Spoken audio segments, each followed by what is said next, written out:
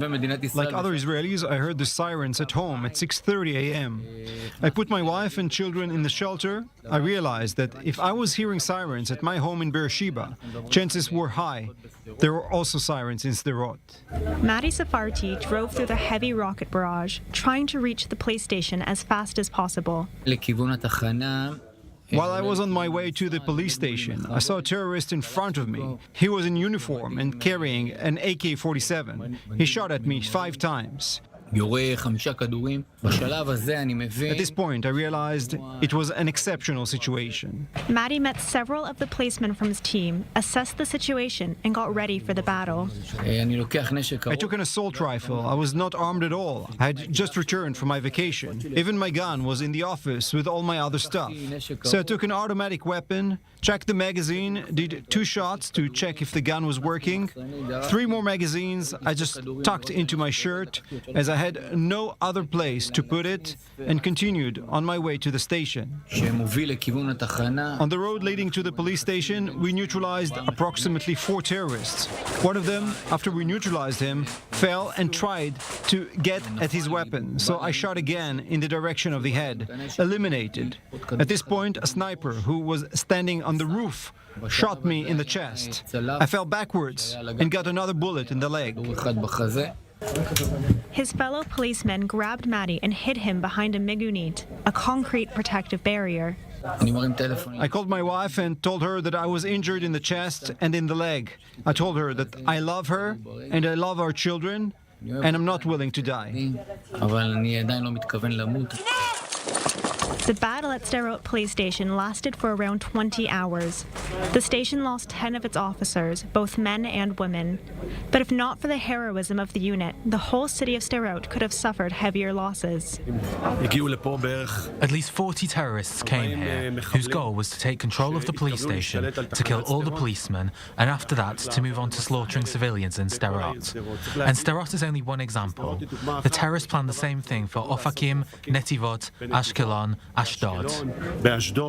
Mati fought not only for the city of Sderot, but also for his own life. He bled for several hours before the police were able to evacuate him. But on the way, they again came under fire. Mati was moved to a private car, and only then was he able to get to an ambulance. Mati survived, but he was hospitalized for weeks and is still receiving treatment. Nevertheless, he couldn't stay home on the day of the inauguration. One of the reasons why it was so important for me to come and to meet my team is that we're very strong and we're always keeping our heads up.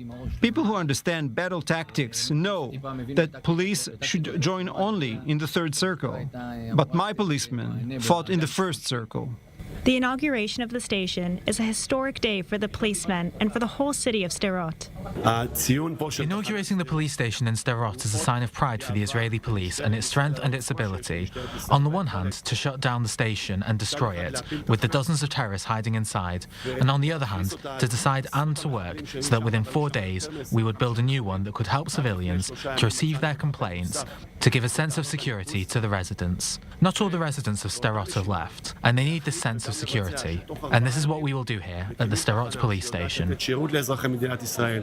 Though today policemen from Sderot Station stay strong and try to smile, their thoughts are with the friends that they lost. To alleviate their grief, at least for one night, the Gad Dairy Company joined the event with their special project called Secret Dinner.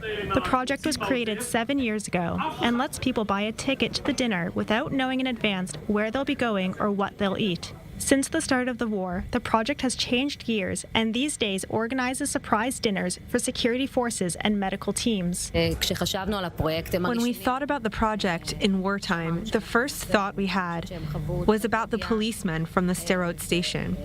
They survived a tragedy. Only now have they finished the mourning period for their friends. We owe them this. After the whole station was destroyed, we're raising a new police station together with them. This time, the dinner was cooked by renowned Israeli chef Eyal Shani, who was recently awarded a Michelin star. Never in my life have I been so proud to belong to this people as I am now. This is the most amazing people. We see it in our warriors, in our parents. We have become one body, each one a cell that contributes to the life of our country. I believe we are here today, right now, in large part thanks to you. Indeed, being united, supporting one another, and the ability to start from scratch, even in the darkest of days, is one of Israel's biggest strengths.